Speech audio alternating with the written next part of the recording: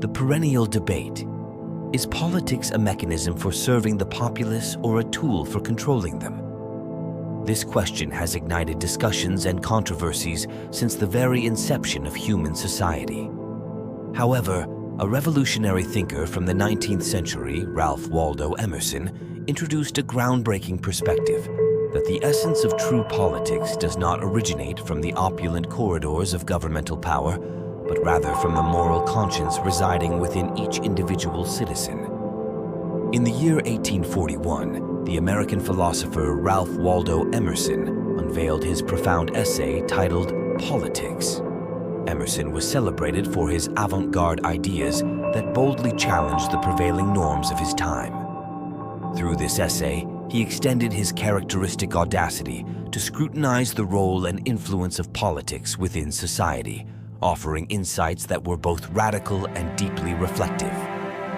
Emerson posited that the core of politics should not be anchored in the institutions or the machinations of political parties, but should instead spring forth from the moral convictions inherent in each person. He envisioned the birthplace of impactful politics not within the walls of government bureaucracies, but in the hearts and actions of principled individuals. These individuals, according to Emerson, constituted a wise minority who led by example, acting with unwavering integrity. He regarded these conscientious beings as the true catalysts for political reform and societal advancement. Furthermore, Emerson acknowledged the government's essential responsibilities, such as preserving order and ensuring the fulfillment of citizens' fundamental needs. However, he cautioned against governmental overreach, which he believed would inevitably lead to societal resistance and systemic inefficiency. Emerson was particularly critical of political parties, which he perceived as entities driven by superficial ambitions and a thirst for power. He argued that these parties were disconnected from enduring moral principles, instead focusing on transient issues and the pursuit of dominance. This, he believed, undermined their ability to foster authentic political progress.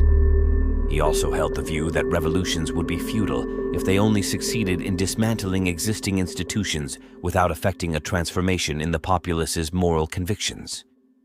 For Emerson, true reform was predicated on an internal revolution within each individual, a realignment of their beliefs and actions with universal moral truths. Emerson conveyed a powerful message. Political transformation cannot be achieved through structural reforms alone. It necessitates a profound self-transformation among citizens, a realignment with their inner conscience and moral truths. Such a shift would naturally steer the political landscape towards reflecting values of justice and communal welfare over individual self-interest. He championed the idea that citizens themselves are the architects of change. The impetus for reform begins within the individual, radiating outward to influence the larger society.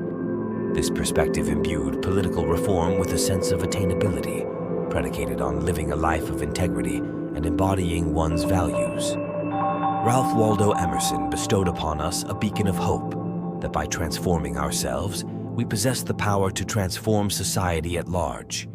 His insights illuminate the profound influence each individual holds in sparking societal change through their beliefs and actions.